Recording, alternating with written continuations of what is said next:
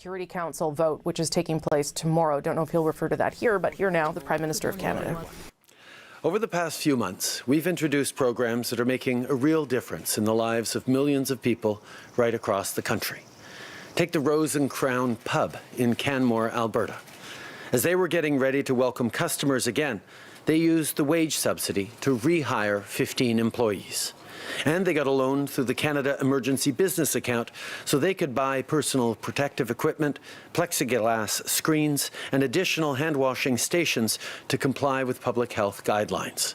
That's good news for people who are now back on the job and for locals who missed their favorite neighborhood spot. When this crisis first began, a lot of people lost their jobs overnight. They didn't know how they were going to feed their families or pay their bills. So our government responded rapidly and substantially to support Canadians with programs like the Canada Emergency Response Benefit and the Canada Emergency Wage Subsidy.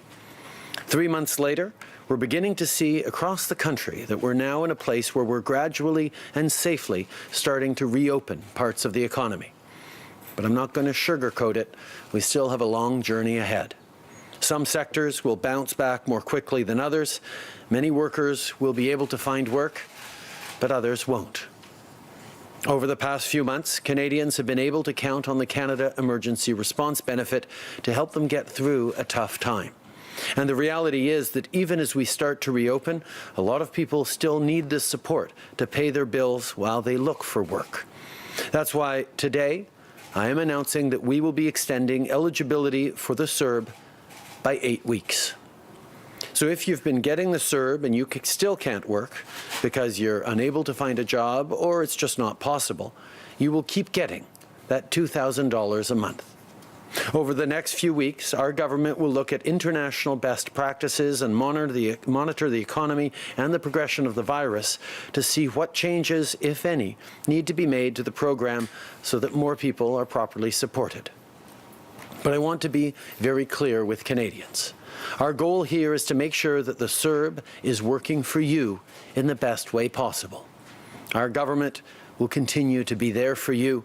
This pandemic is an unprecedented challenge for our country, and we're going to make sure that all of our supports, including the Canada Emergency Wage Subsidy and employment insurance, are working effectively to get Canadians back on their feet. That's also a big part of the reason why I proposed to give the provinces and territories $14 billion to make sure that you have childcare, that there's testing and tracing, and that your workplace is safe.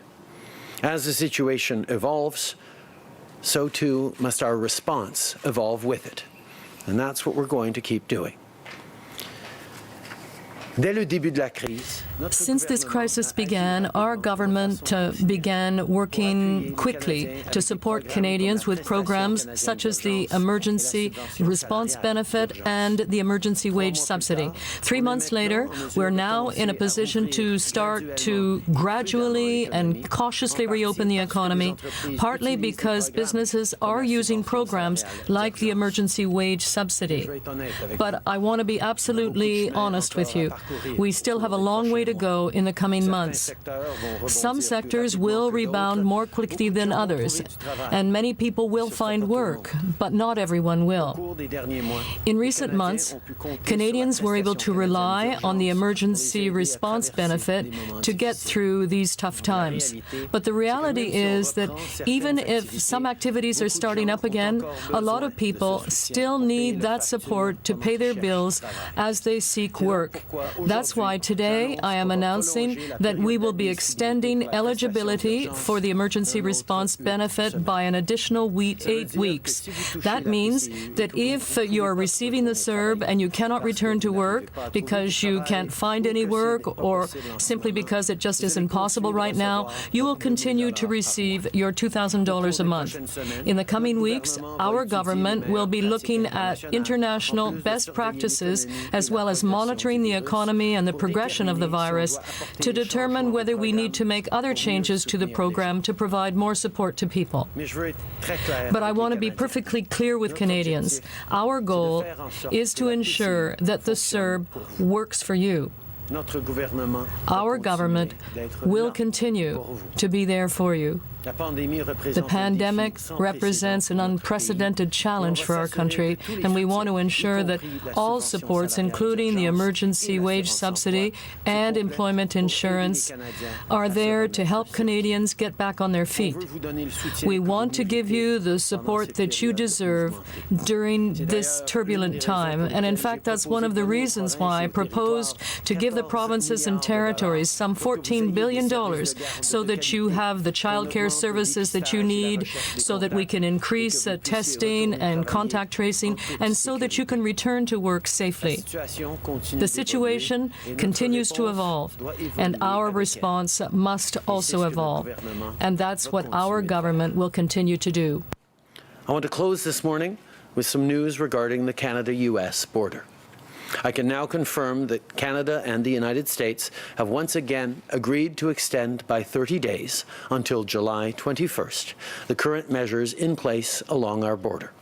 This is an important decision that will keep people in both of our countries safe. I just want to close today with the news that the Canada-US border that Canada and the United States have agreed to extend by 30 days until July 21st the measures currently in place at the border. This is a decision that will protect people on both sides of the border as we continue to fight COVID-19. On that note, I'm now ready to take your questions. Thank you, Prime Minister. We'll now go to the phone for questions. One question, one follow-up. Operator. Thank you. Merci. For questions, please press *1. Pour les questions, faites étoile 1. First question, Christy Kirkup, The Globe and Mail. Line open. Good morning, Prime Minister. Many legal experts say that one concrete thing that your government could do to reduce the harms caused to Black and Indigenous communities would be to remove all mandatory minimum sentences in the criminal code. Will your government make this commitment? That is certainly one of the clear recommendations that is coming out. There's a clear message today from the Parliamentary Black Caucus to that effect, and we're going to continue to look at that and other measures that we can move forward to make sure that our justice system does not continue to be unfair towards racialized Canadians and Indigenous Canadians. D'enlever les peines minimales obligatoires. Removing mandatory minimum sentences is certainly one way of moving forward, and we are currently looking at that and other measures to ensure that our justice system is fair to all racialized and Indigenous Canadians. Follow-up, Christy. And Prime Minister, Mexico has halted sending upwards of 5,000 additional workers to Canada until it has assurances that there will be closer monitoring of health and safety rules and until there's a better grasp of what went so wrong. What will you do to address their concerns? I spoke with President López Obrador just a couple of days ago. We touched on this topic. I shared my sympathies and condolences to the families of the Mexican workers who passed away here in Canada. We are also, as a country, preoccupied with what has happened, and we're and we are going to make sure that we're following up not just with our partners around the world, but with Canadians to ensure that we know what happened and we make sure that we're keeping all workers in Canada safe. I had an opportunity to speak to President López Obrador a couple of days ago, and we talked specifically about that. And I told him that we would be working very hard to ensure the safety of all workers, including temporary workers. Thank you. Merci. Prochaine question, Raymond Fillon, TVA. À vous. Thank you. Good morning, Prime Minister. With respect to the CERB, I understand there will be no additional restrictions, but last week you were talking about legislation to remove the CERB from people who are able to work. Why this about face? Well, we had proposed a bill that was going to allow for a more consistent attestation that people were seeking work, but we decided to move forward with regulations or the recommendation that people continue to seek work. We want people to get back to work if there is work there for them. But we also know that there are 3 million people out there who want to work but cannot. The economy is slowly starting to reopen, and many people would like to work, but they simply will not be able to do so. So we will continue to be there for them while seeking other ways of encouraging people who can return to work to do so. We knew that moving forward with our bill would give us further measures to encourage people and to make sure that people were taking work when it came up. We're still looking at ways of moving forward to encourage people to look for work and to make sure that they are taking jobs that become available. But the reality is that there are 3 million people out of work who are looking for work. And even as our economy is reopening, there are many, many more people out of work willing to work than there are jobs available. And that'll be the story for the coming weeks as well. So we're going to keep encouraging people to take jobs when they do. And we've seen just with the job numbers that many, many people have been returning to work from all income ranges. But we know there's more to do, and we will keep working on it. Follow-up? But what is there in this extension that would encourage people who can work to return to work? And how much will this new extension cost? Well, we know that with the kind of unemployment we're seeing now, people who would like to work and cannot work because there simply are not enough jobs out there. The economic recovery is coming, but it won't be quick enough to ensure that everyone who wants to work can find a job. So we need to extend the CERB so that people who can't work because they can't find a job or because they're looking after loved ones infected with COVID-19 will have money to be able to pay their rent and groceries. Thank you. Merci. Next question, Alex Ballingal, Toronto Star. Line open. Morning, Prime Minister. Just returning to the statement from the Parliamentary Black Caucus. Have you had a chance to read through it? And I see that it's been signed by a number of supporters, including some of your cabinet ministers. Should we take that as a signal that you're willing to move on this stuff, or will you commit to fulfilling the list of demands that we see in that statement? I've said many times we are committed to moving forward on a huge range of measures. We're working with communities. We're working with leaders like members of the Parliamentary Black Caucus to identify what exactly we need to move forward first in priority on. But I think it's really important that we all come forward and look at bold ideas that we can take on very soon to fix the systemic discrimination that continues to exist in our country. I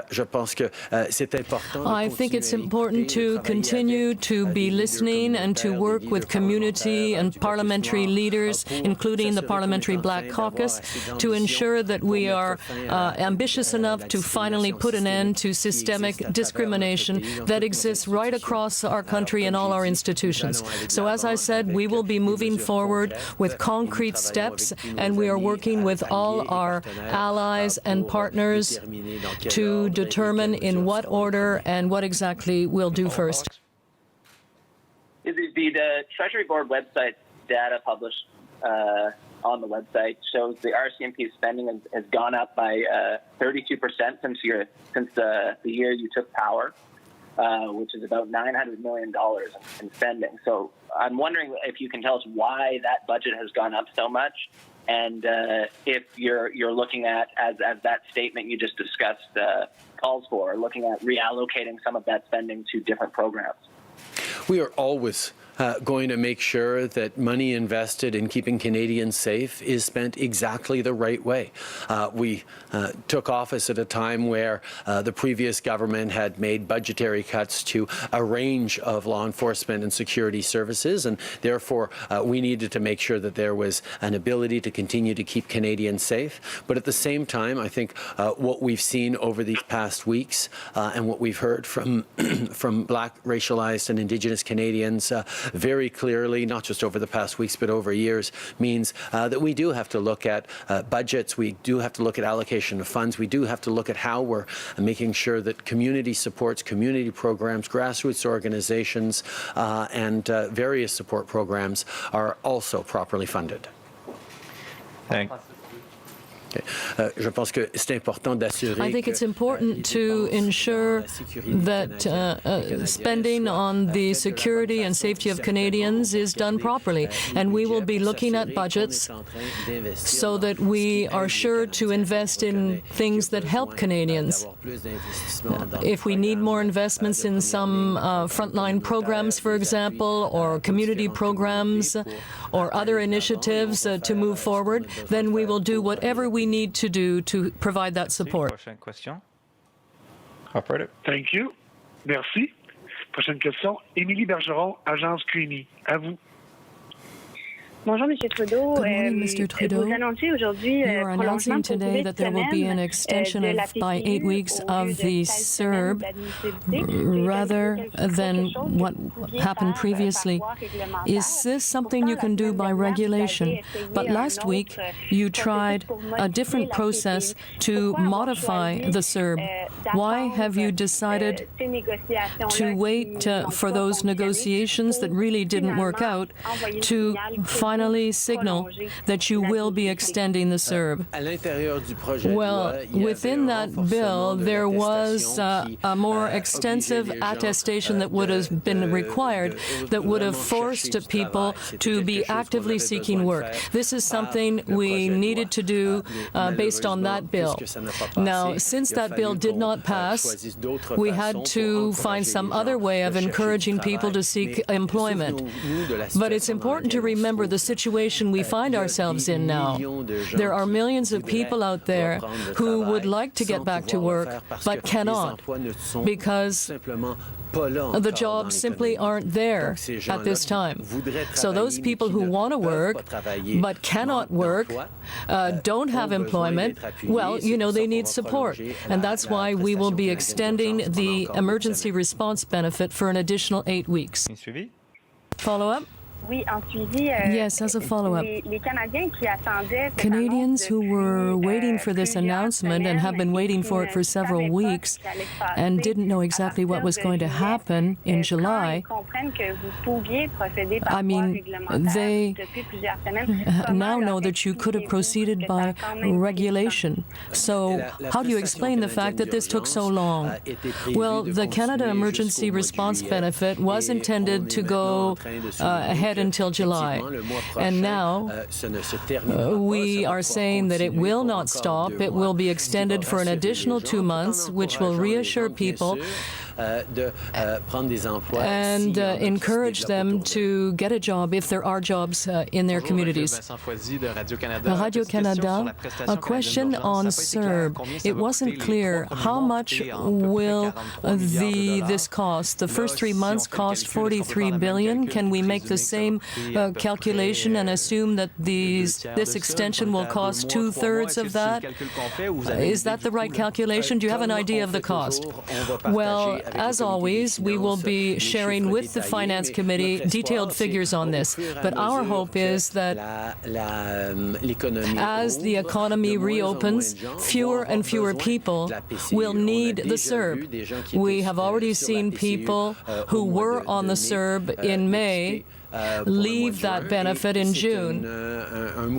And that's a positive movement, and we hope to see that continue. There are a lot of businesses who are rehiring their workers thanks to the wage subsidy, and we hope that that will cost less, but will be able to provide more detailed projections soon.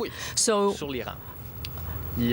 now, there are, on January 8th, Flight 752 crashed. There are still many questions out there. Are the black boxes in France? And 5 months later, the families are still asking whether light will be shed on what happened. What do you say to those families today? We continue to work on this in spite of the pandemic, in spite of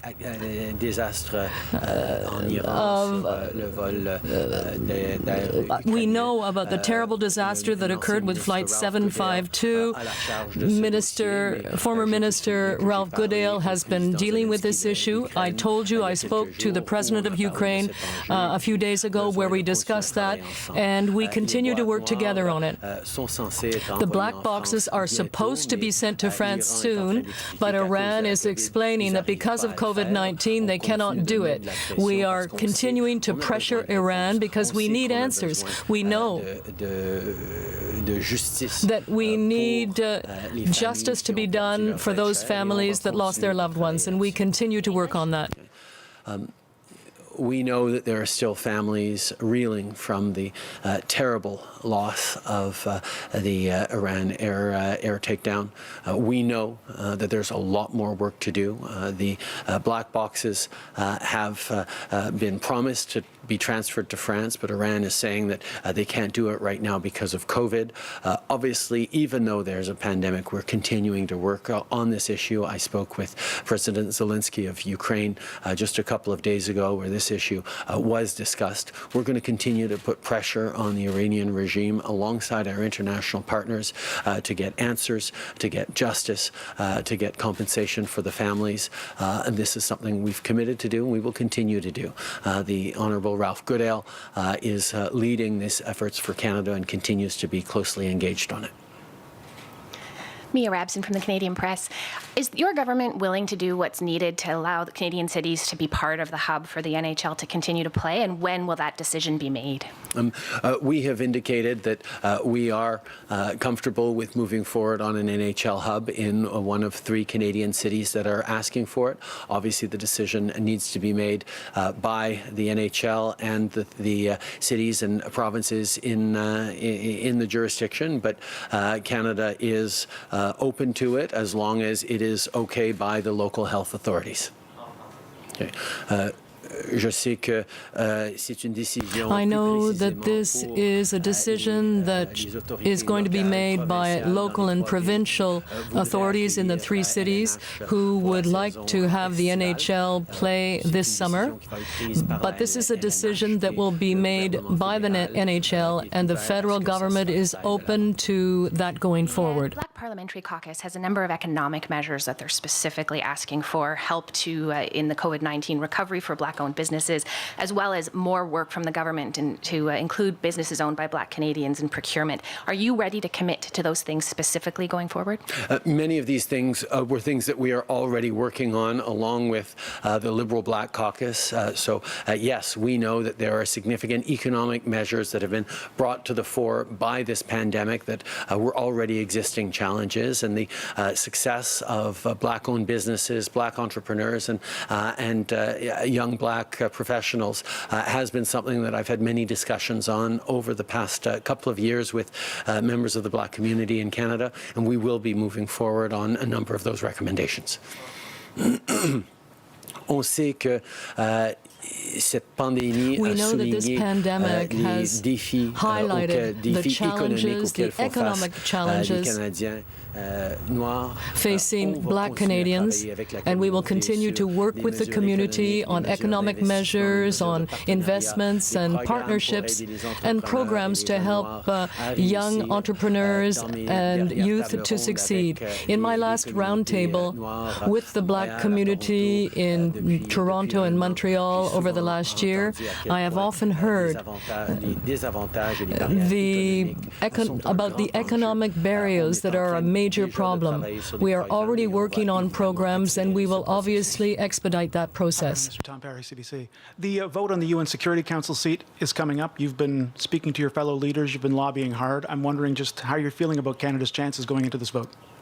I think, as I've said from the beginning, getting a seat on the UN Security Council for Canada is not an end in itself. It's a means to an end. It's a way for Canada to continue to be influential and have an impact in multilateralism and around the world.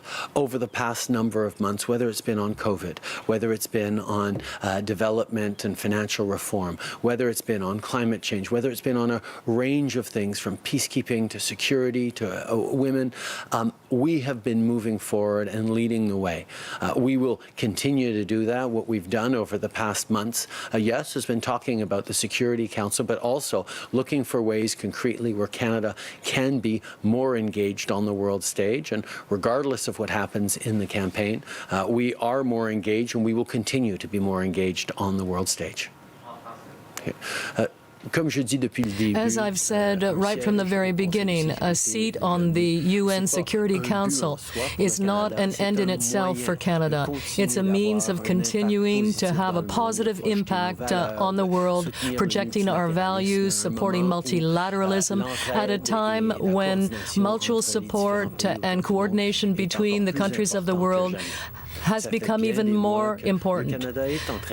And Canada is leading, whether it's on COVID, whether it's on funding international institutions or developing countries, or countries in various regions, whether it's fighting climate change or working on peacekeeping and other operations. The fact is that Canada is very engaged on the international stage, and that will continue. We do hope to secure that seat in the elections held in the coming days. But whatever the result, Canada will continue to use all means of remaining involved and engaged and having a positive impact on the world. The pitch that, and just to follow up on the our pitch for a seat at the United Nations Security Council, the pitch from a year ago seems to be somewhat different than we're making now. And I'm wondering if you can talk to us about how the pandemic has influenced and has changed what you're saying to members of the United Nations Security Council who can vote. I think one of the things that we've seen through this pandemic is just how interconnected and interdependent the world is. You can take it in the positive and the negative. Obviously, the interconnections have left us more vulnerable to economic shocks and more vulnerable to spreads of virus. But at the same time, that resilience that we're able to do by leaning on each other, the multiple supply chains that we can create, the establishment of common rules and approaches around things like trade, around things like health approaches, around coordinating international travel is more important than ever. Now is a time for us to reflect on our multilateral institutions and how they can be improved given this crisis in the 21st century. Many of our multilateral institutions were created 70, 75 years ago following the tremendous shock and upheaval of World War II. And those institutions have served us well as a world over the past many decades. But this crisis is an opportunity for us to rethink them and to think about what is truly needed to make sure that we have a fairer, more just world, to make sure that the most vulnerable within our countries and around the world are better supported, better protected, and given better opportunities. And at this moment, the ability for countries to convene together, to pull together different voices, is more important than ever before. And Canada, by dint of having a seat at the G7 table, at the G20 table, at APEC, at the Commonwealth, at the Francophonie, the Organization of American States, and many other different multilateral tables, has always been able to pull people together and move forward concretely. And right now, as we look at the kind of world we're going to come out of post-COVID, we need a country like Canada that is big enough to make a difference, but small enough to know we can't do it alone, and we will continue to work together. Okay. I think that over the years, Canada has shown just how much we know it's important to work in a coordinated fashion around the world. But this crisis has highlighted the fact that collaboration is now more important than ever. We are more interconnected, and therefore we must show resilience and creativity in the way we work together as we redefine international relations and multilateralism. Canada has shown an ability to be a strong voice for many organizations and many countries around the world because of our presence in the G7, the G20, the Commonwealth, the Francophonie, OPEC, and the Organization of American States. It's a way of bringing voices together and looking looking at the future with optimism and creativity to see what kind of world we want to build for the future. Canada is big enough to make a difference, but small enough to know that we can't do everything on our own. So this is a time when leadership on the part of countries like Canada will be extremely important on the world stage. You spoke earlier, sir, about temporary foreign workers from Mexico coming here and contacting COVID-19, and you said you were looking at measures to make it safer. I'm wondering what specifically are you going to do to make sure it is safer for temporary foreign workers to come here to Canada? I think we know that there are many issues from living conditions to the fact that they're tied individually to particular companies or employers to various challenges around labor standards that require looking at. We can even look at things like pathways towards citizenship that could give people more rights. We rely on temporary foreign workers for a large part of our agricultural production in this country, but we should always take advantage of moments of crisis to reflect on can we change the system to do better for Canadians, but also better by the people who come here and make sure we stay fed. I think we need to reflect on how we can better protect temporary workers, whether it's their working conditions or their work permit. And at the same time, we know that in this crisis, we have a chance to think about how we can reimagine a system where we rely on temporary foreign workers in order to ensure that our agricultural industry operates properly. Are there changes we can make? Yes, we're looking at that now. Oliver with CTV National News. For 16 months, Canadian Yasser Albaz has been arbitrarily detained in a crowded Egyptian prison, and recently he has developed severe COVID-like symptoms. Will you make a personal appeal to President Sisi to release him, and what challenges does your government face bringing somebody home who may have COVID?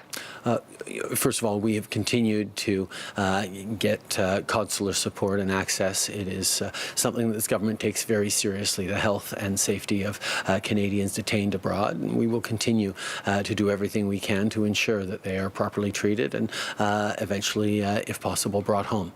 At the same time, the question of ensuring a safe return because of COVID is always an issue, but we have measures around quarantine, measures around safety protocols in place that means that wouldn't be a barrier if this individual were to be able to return home.